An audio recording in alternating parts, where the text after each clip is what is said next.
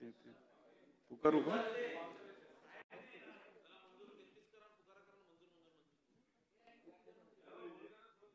मला दे, मी पुकारतो ना, मला काहीतरी.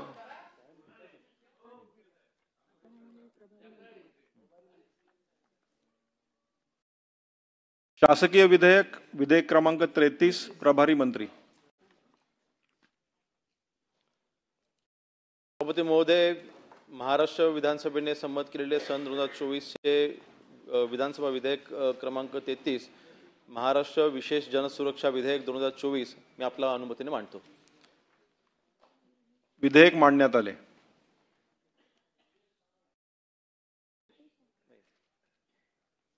सभापती महोदय, महाराष्ट्र विधानसभेने संमत केलेले सन 2024 चे विधानसभा विधेयक क्रमांक 33 महाराष्ट्र विशेष जनसुरक्षा विधेयक 2024 विचारात घेण्यात यावे असा प्रस्ताव मी आपल्या अनुमतीने मांडतो.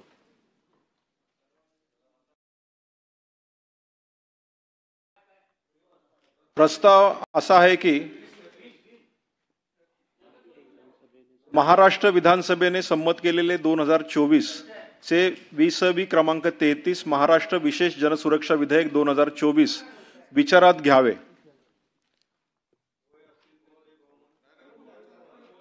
मंत्री बोलतील ना, माननीय मंत्री. सभापती महोदय,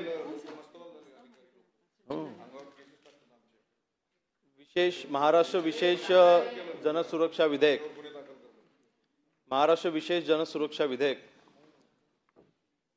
आज हा प्रस्ताव इथे मांडत असताना ह्या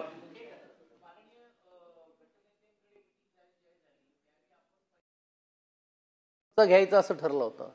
अजून सदस्य यायचे आहेत ना, कारण बंटी पाटील बोलणार आहेत, भाई जगताप बोलणार आहेत. आता मांडून झालाय, माननीय अनिल परबजी बोलणार आहेत. प्रस्ताव मांडून झाला ना आता चालू. हो, प्रस्ताव मांडून झाला, आता कसं घेणार मागे? चालू करा, चालू करता ते येतील. मंत्री महोदय चालू करा, ते जॉईन करतील. सभापती महोदय,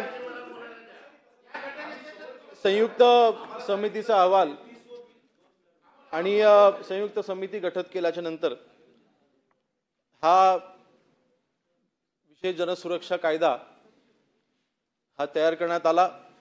मी सर्वप्रथम महाराष्ट्र राज्याचे मुख्यमंत्री सन्माननीय देवेंद्र फडणवीस साहेब, उपमुख्यमंत्री सन्माननीय एकनाथ शिंदे साहेब, उपमुख्यमंत्री सन्माननीय अजितदादा तिघांचेही मनापासून अभिनंदन करतो. आणि विशेषतः ह्या चिकित्सा समितीचे अध्यक्ष सन्माननीय बावनकुळे साहेब आणि सर्व सदस्य, विधान परिषदेमधील सन्माननीय सतेज उर्फ बंटी पाटील जी असतील, सन्माननीय विक्रमजी काळे असतील, सन्माननीय शशिकांतजी शिंदे, सन्माननीय मनीषा ताई कायंदे, सन्माननीय सुशीलजी शिंदे, श्रीमती उमाताई खापरे, सन्माननीय ज्ञानेश्वर म्हात्रेजी, सन्माननीय अमित गोरखेजी आणि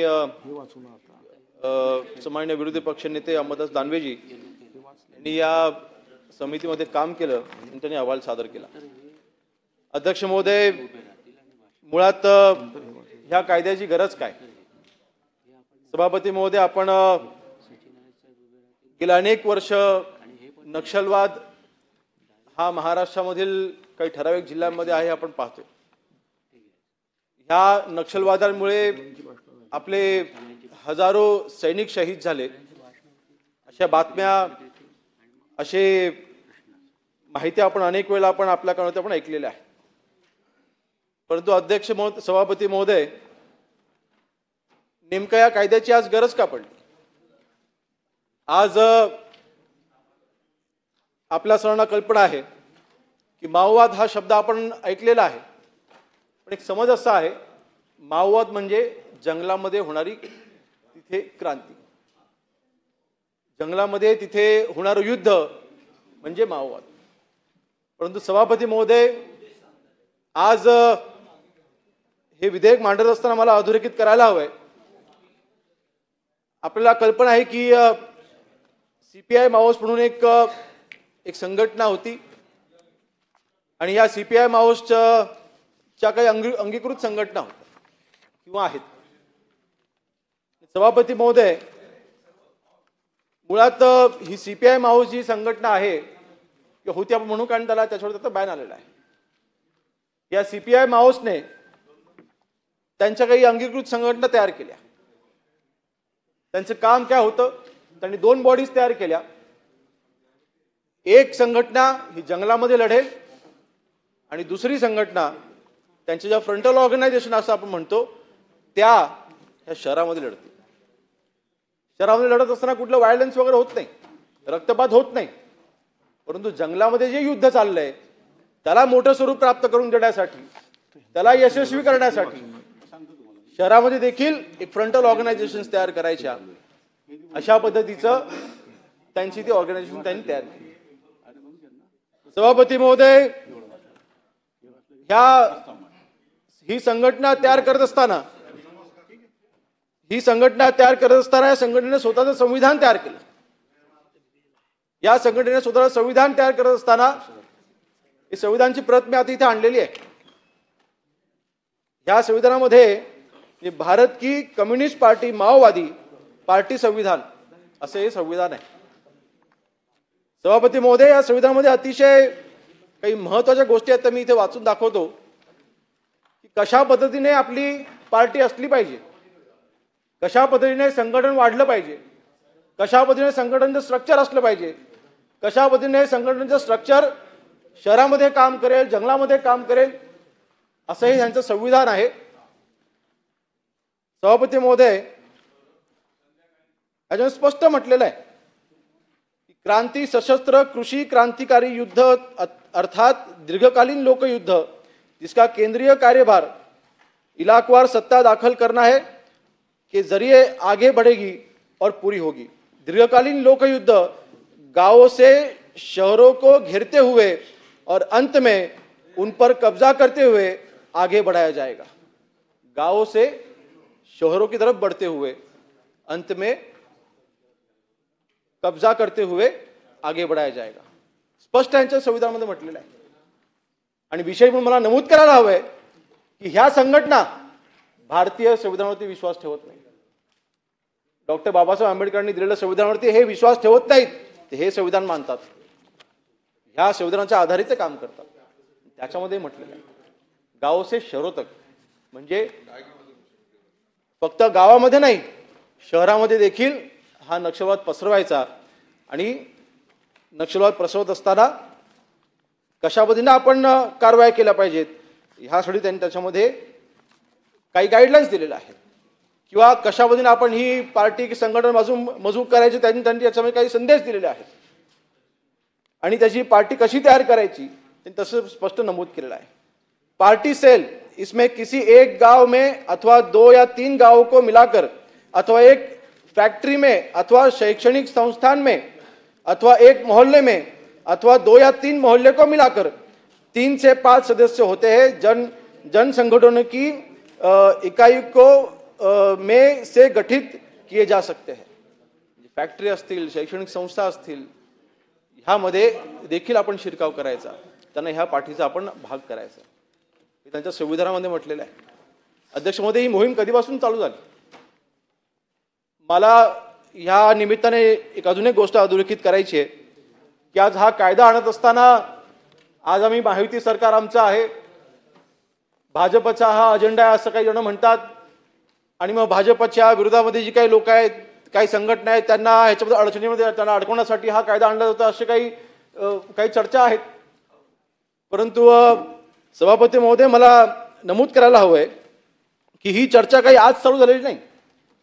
शहरी जे काही नक्षलवाद आहे, अर्बन नक्षलाईट जे आहेत, हे काही आज जन्माला आलेले नाही, किंवा ह्याच्या विरोधामध्ये आज पहिल्यांदा सरकारने काही हा कायदा आणला असं किंवा ही काही भूमिका मांडली असाचा विषय नाही. सभापती महोदय, 18 फेब्रुवारी 2014 ज्यावेळेला केंद्रामध्ये UPAचं सरकार होतं, त्या सरकार असताना अधिवेशनामध्ये एका MP म्हणजे सदस्यांनी प्रश्नोत्तरात असा प्रश्न विचारला की whether the increasing pressure from the security forces the Naxalites ensconced in deep forest have started spreading their wings throughout the country by forming front organizations. असा प्रश्न विचारला. प्रश्नाचं उत्तर काय आहे?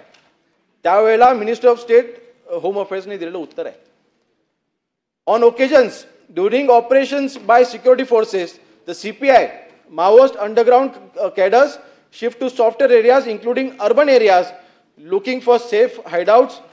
On such occasions, the underground front organizations provide safe hideouts to armed cadres. The front organizations also facilitate procurement of the supplies, etc. To the Maoist war machinery, they also initiate legal action on various issues to slow down the enforcement regime. They are also adept at dissemination of propaganda and disinformation to dominize the state and the security forces. Of late, it has also come to notice the members of such front organization are monitoring professional revolutionaries to be included in the underground movement. Professional revolutionaries म्हणजे काय? शहरामध्ये अशा कशा संस्थांसोबत जोडलं जायचं जे professionalism त्याला आपण ओळख देतो. शहरामधील हा नक्षलवाद हा वाढवायचा. आणि अध्यक्ष महोदय, हे UPA सरकारच्या वेळेला दिलेलं हे उत्तर आहे. UPA सरकारच्या वेळेलाच सुप्रीम कोर्टामध्ये एक ॲफिडेव्हिट सादर केलं गेलेलं आहे. या ॲफिडेव्हिटमध्ये देखील काही मी गोष्टी नमूद करून सांगेन. सभापती महोदय, आपण म्हणजे त्यावेळेला UPA सरकारने सुप्रीम कोर्टात दिलेलं ॲफिडेव्हिट आहे. काय म्हटलंय? The second strategy of CPI Maoist is to mobilize certain targeted sections of the population, especially the urban population, through its mass organization, which are otherwise known as front organizations.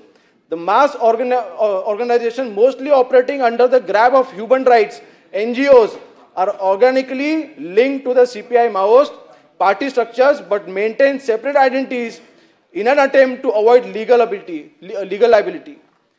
These mass organizations are generally manned by ideologies who include accommodation and activists fully committed to the party line.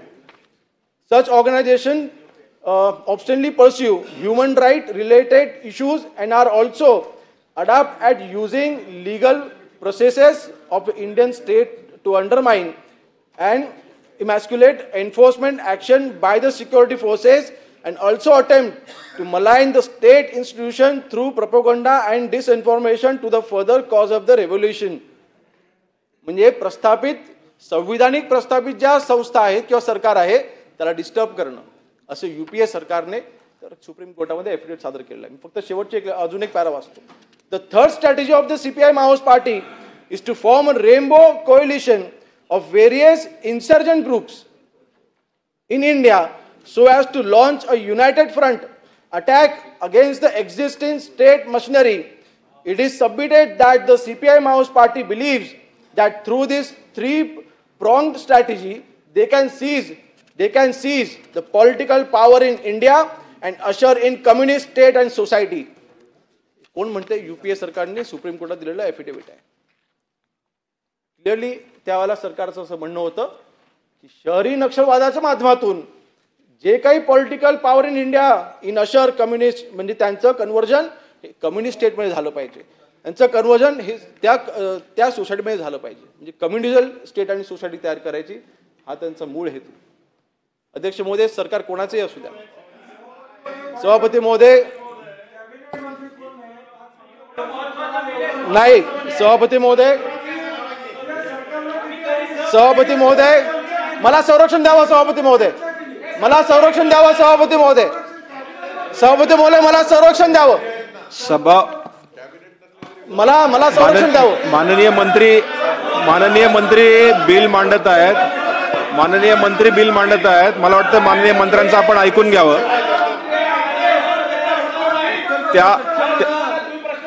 त्या खात्याचे राज्यमंत्री bill मांडत आहे. मला असं वाटतं की आपण कॅबिनेट मंत्री या ठिकाणी आले.